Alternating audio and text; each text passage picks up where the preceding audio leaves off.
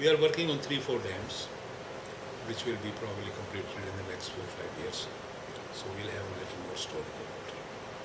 Do you think Pakistan will have to resort to import of water as well from your neighbors like God forbid, China? I don't think so. I don't think so as yet.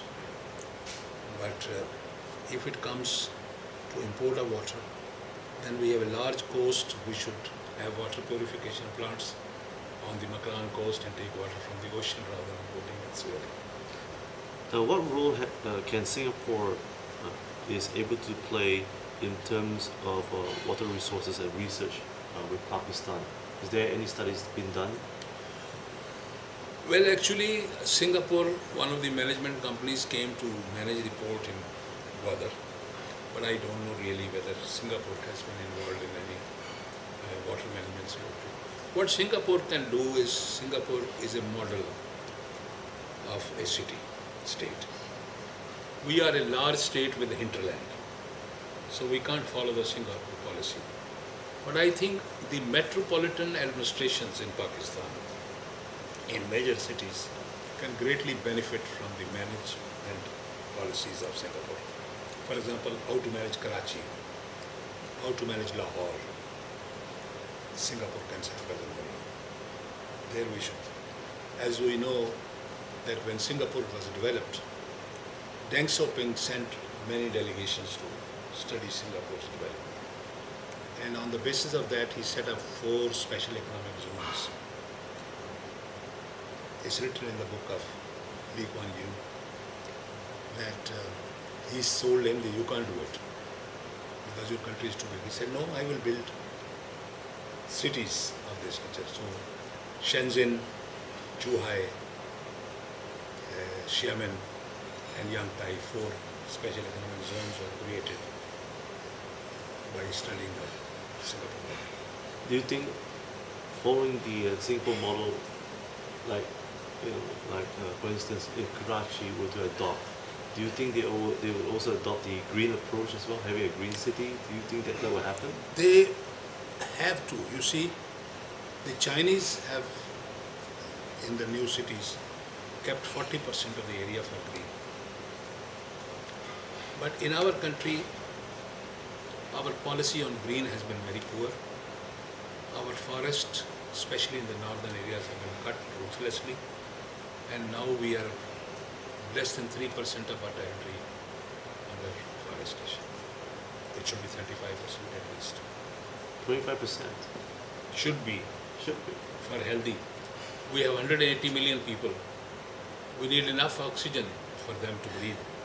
If there are no trees, then we will rebreathe our own carbon dioxide, and so we will become sick and die. So we must plant trees. Every year we have a campaign to plant, because our carbon dioxide is taken by the trees and they produce oxygen for us. If there are not enough trees, who will produce the oxygen?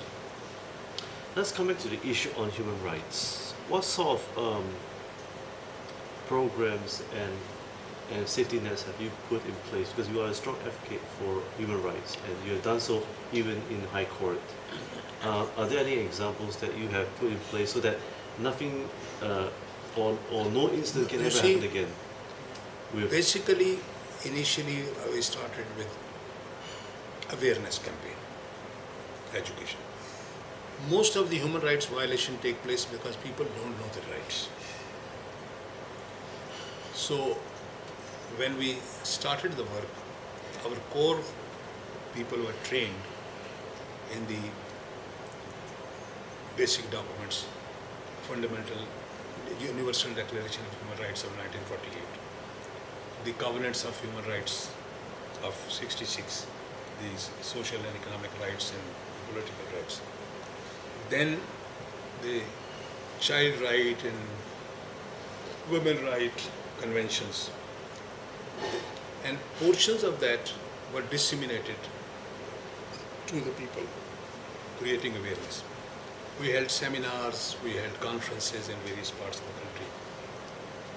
And now there is enough consciousness, because there are others also working. I am one of the only one. And then there are always human rights violation reports coming from international organizations. The only structure is that our core group goes around, and anybody who we think needs help, we identify and we open the doors of the authority. We go to the government and say this person's rights should be looked at. Sometimes we succeed, sometimes we don't succeed. But we are doing voluntary access to the decision making. And if they don't cooperate, then we resort to the media and bring the case, and then they start acting on those cases. Especially in cases of the private jails. There were some big landlords who had detained people. Oh, they have private jails in Pakistan. You see, in the feudalism, people are in the villages made to work, and then they are put down. If they don't work, they put somewhere in the room. You call it jail. If you lock up three people in a room, it's a jail. So we got some cases of that. We took with the help of the police and the administration and released some of those people from those areas. The other campaign that we are doing is some persons are kidnapped and disappear, whether for ransom or for hostility or for anything else. Whenever somebody disappears, we raise a campaign. Now the Supreme Court has also got involved into it, and there are some ladies whose husbands have disappeared. They are very active. They have also become another movement. How about human trafficking? There is a lot of pressure against human trafficking, and unfortunately, because of lack of opportunities, many people sell their property and get into the hands of agents who lock them up in a container and export them, and some of them die on their way. Whenever a case like that comes, we make noise about it, but it is generally post facto, and I would discourage people from going through these agents. But we don't have, in that sense, now the government has been obliged to set up a Human Affairs Ministry, and there is an advisor to the Prime Minister for Human Affairs, and they are trying to formulate policies of these issues, and we assist them in those activities. Now, is there any safety nets that's been put in place today to prevent any misunderstanding on the part of any foreign authorities making arrests, such as they falsely accuse private citizens, especially in Pakistan, that accusing them that they are Taliban activists and putting them to prison? Is there any? I'm very sorry to say that in the Musharraf era, there were some people who were arrested by our authorities and handed over to America without there being the judicial procedures and proper things. But there is strong resentment against that. There is only public opinion, and I don't think this is being done now anymore. But is there any plans for you to campaign for it?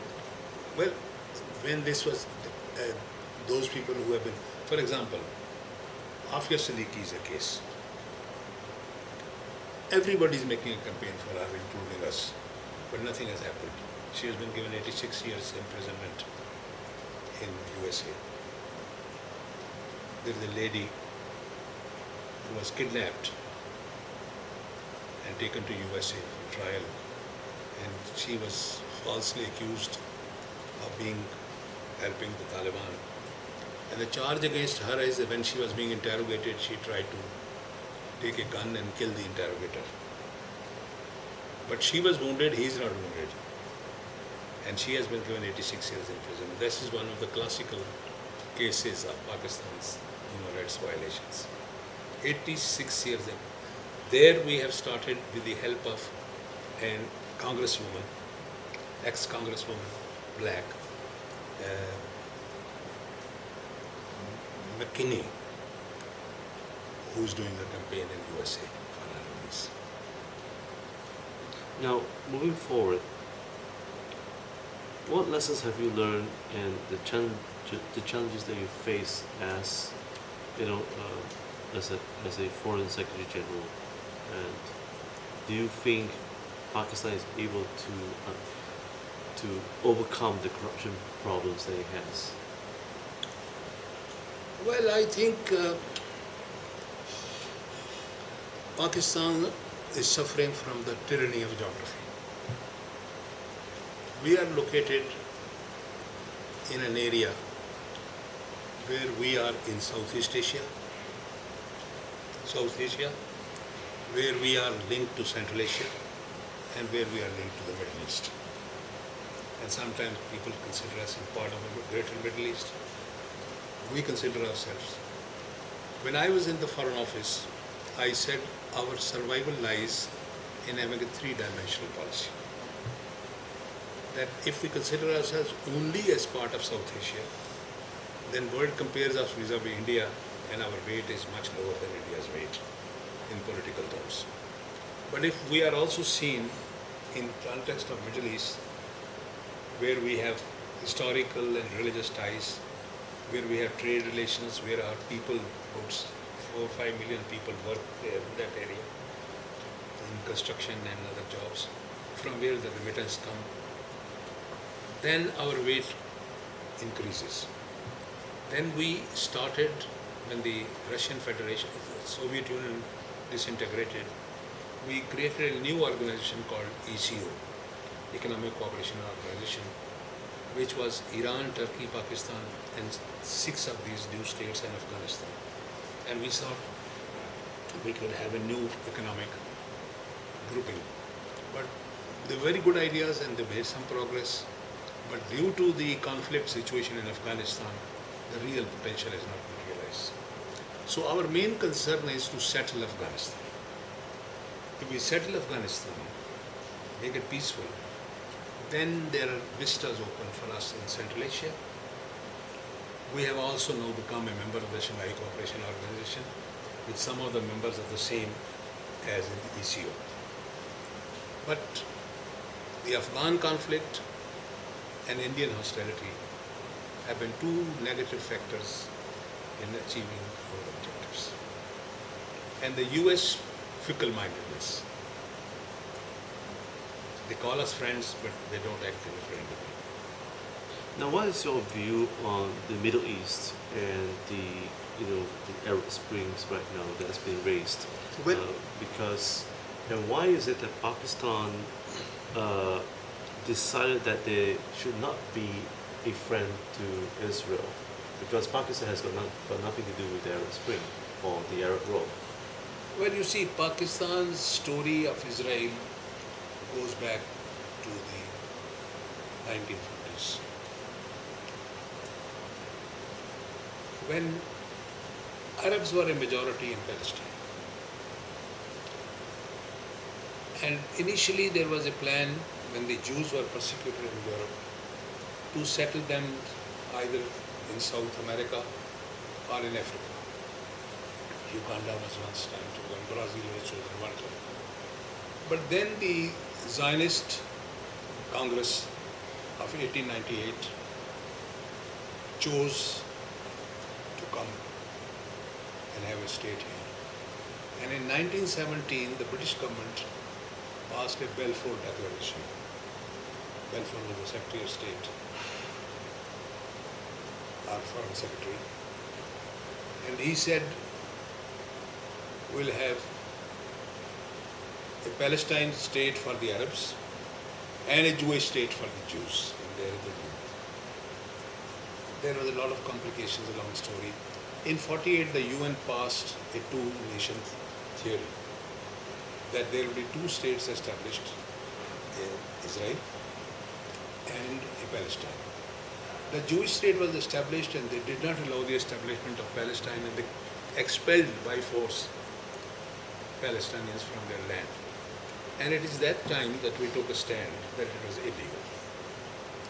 And we don't recognize them because they have not, in accordance with the UN partition plan, there should have been 2 states. One has been established. It has taken over the territory of others, killed the people. Therefore, it's an illegal state. From then onwards, our stand has been till the Palestine second state is restored, we cannot accept the legality of Israel. But isn't Palestine right now been recognized as a second state? No, I thought Not yet. I thought it was being passed in the UN. No. no, they have been accepted as an observer. This time, they have got an observer status. But once Palestine, our stand has been constantly that this two-state theory and vacation of aggression of the Arab lands are preconditions for, because there is a UN resolution that non-recognition of conquest of territory by force. So it's under that we have not recognized Israel.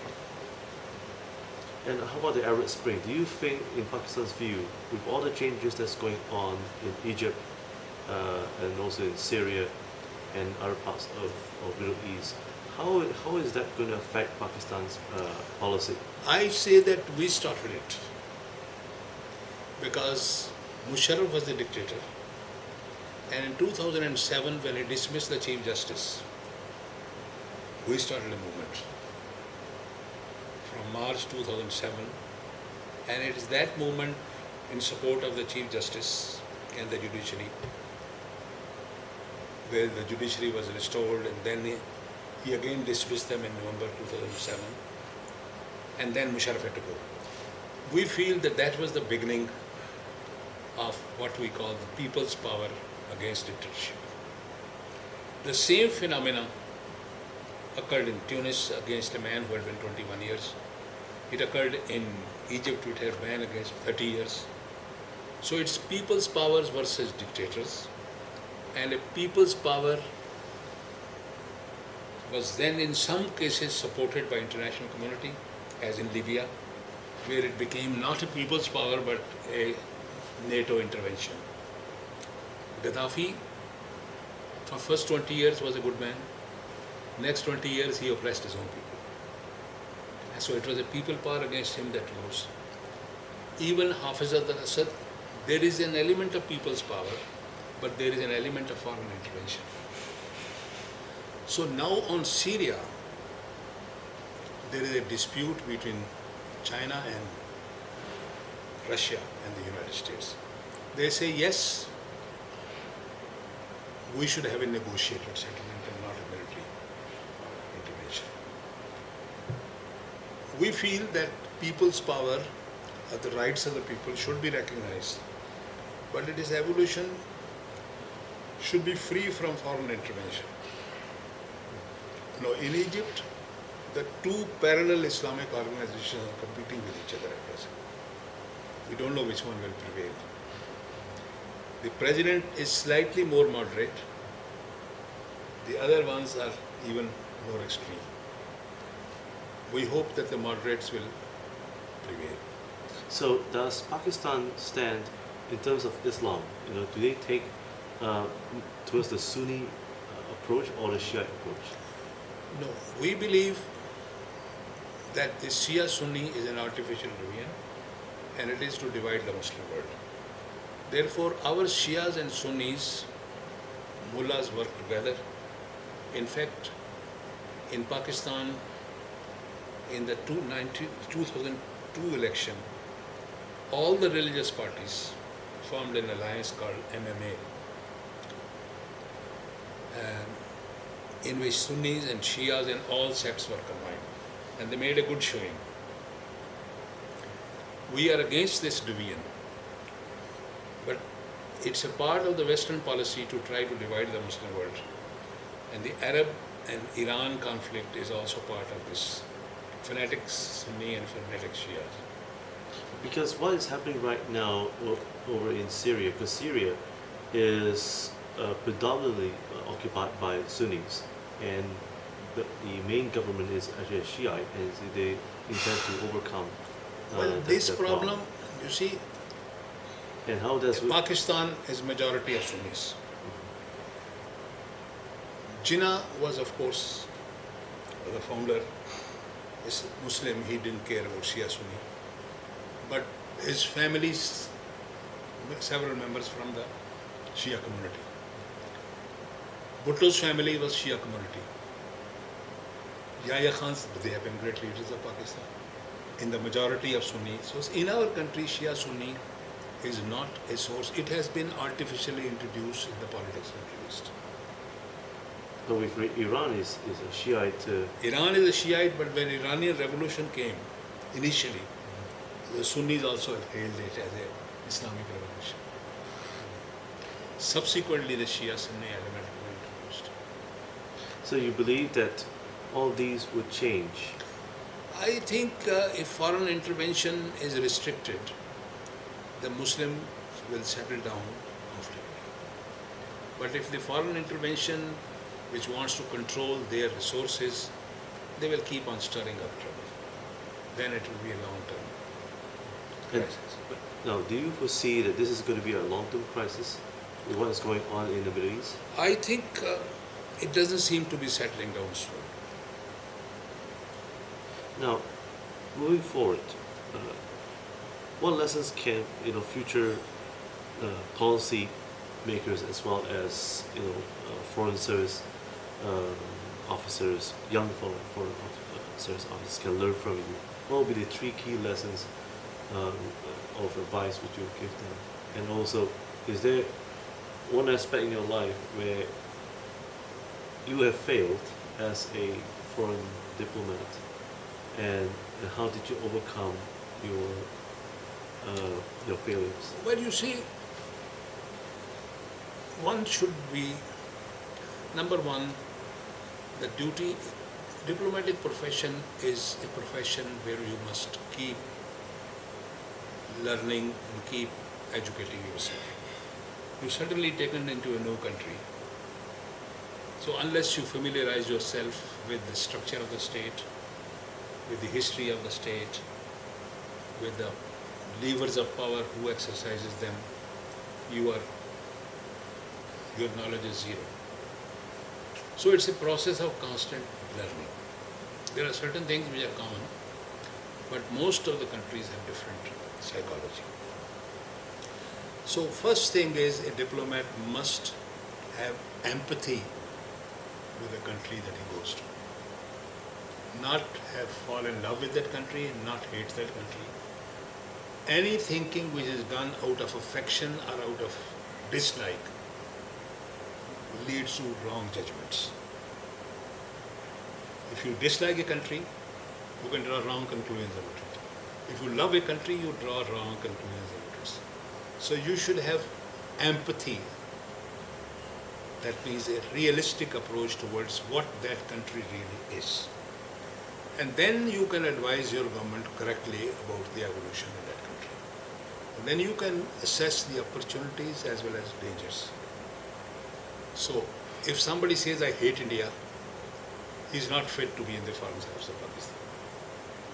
If somebody says, I love the United States, he's not fit to be in the foreign service of Pakistan. You should have a clinical approach. Treat them as they are. That's number one. Number two, some people try to appear too clever. If you appear too clever to other people, people are on their defensive. They don't become your friends. So by being clever, you can win arguments, but lose friends. In diplomacy, the first thing is to win the confidence of the people you deal with. If they trust you, you should establish your trust, don't tell them wrong things. Then you can establish a relationship which can be productive and creative. So second thing is, the people that you deal with earn their trust and their respect. Don't show your cleverness. Sometimes modesty, humility is more helpful in winning the trust. The third thing is that don't set your targets too high.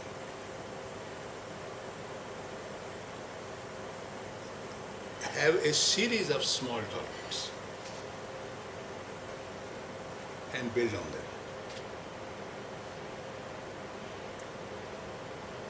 And then grow with it.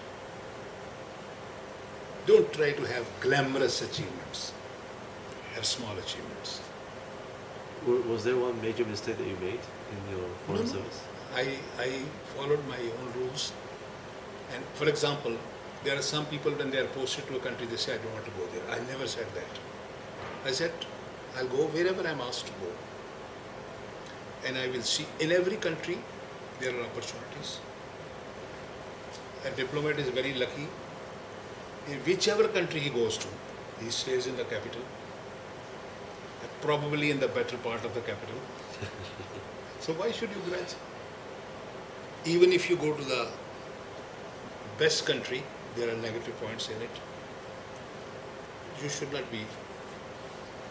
I've served, I was in Brussels, very good country. I got an order to go to Burma, I went to Burma. And when I was posted to Burma, it was very interesting. My predecessor, in whose place I was sent in an emergency, was going to the airport, and there was an attack on the car by rebels, and was wounded, and he had to be taken out. So I was asked to go to Burma. I said, "Go." I went to Burma. Wow. And you were never attacked. He never attacked. Namely, but he was not to be attacked. They attacked the wrong car by mistake. There was some rich man going, and then at about the same time whom they wanted to rob, but they attacked the wrong car. So you decided to be more moderate then, not to drive on an expensive car.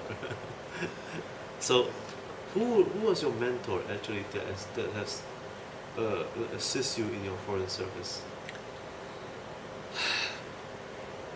Well, I have drawn inspiration from people, all people that I have worked. From some I learned the lesson what not to do, and from some I learned the lesson what to do. But in multilateral diplomacy, I admire a man called Sayyid Amjad. I learned a great deal from him. He was our ambassador in the UN. He was also our finance minister. And I had the chance to work with him in 1964 at Geneva in the first UNCTAD conference. And his style of working was so sensitive to the kind of things one should do that I greatly inspired and adopted, unconsciously adopted most of the things. To give you one example, when we started the conference, it was a 3 months conference, he said to me that we will not take any initiatives in the early stage. We will have daily meetings with relatively smaller countries and less active delegations. And the big ones who are trying to dominate, leave them alone. Let them do what they do. And if we have any proposals, we will not put the proposals. We'll discuss the proposals with smaller countries. And if any country agrees with that, say this is, if you want to sponsor this proposal, we will support you. I said, why do we? He said, look, there are forces hostile to us. If we propose, somebody will oppose. But if a small country proposes and we support, the others will be forced to support. So the objective should be clear rather than credit for yourself. And he said to me that while we are in the early stages, make friendship with all the simultaneous translators, because they get the copies of speeches in the final stages before anybody else. And the translators who work in the office, if there is a speech of the Russian delegation, it will come for translation to 4 languages. I will know before the Russian speaks what the Russians are going to say. So 3 months were a great education. And I used that. I hope the interview is over. When I went to the Philippines as ambassador, I engaged a very competent young secretary. And I said, your job is This finished it, sir? You can take later. Oh, yes. Your job is to make friendship with the social secretaries of all the ministers and take them to lunch, and I will pay the bill for your lunches, not me. But your job is, whenever I want an appointment with a minister, that social secretary will arrange the appointment. I mean, this is... So how many countries have you been so far? Well, I have been in my younger days in various countries, but as ambassador I served in Philippines, in Nigeria with 4 other countries, concurrent accreditation, in China and Cambodia, and concurrent accreditation, and in the United States. And before that I served as Deputy Chief of Mission in Canada and USA. Then in younger days I served in India, in Burma, in Italy, in Switzerland, in Brussels. Do you have a chance to be in Russia at any one time? Were you in Russia as well? No.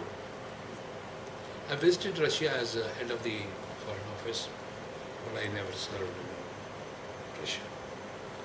Well, Ambassador Akram Saki, thank you for joining me here at the National Critics' Choice, the Stienberg Review, and your kind advice has actually inspired all of us.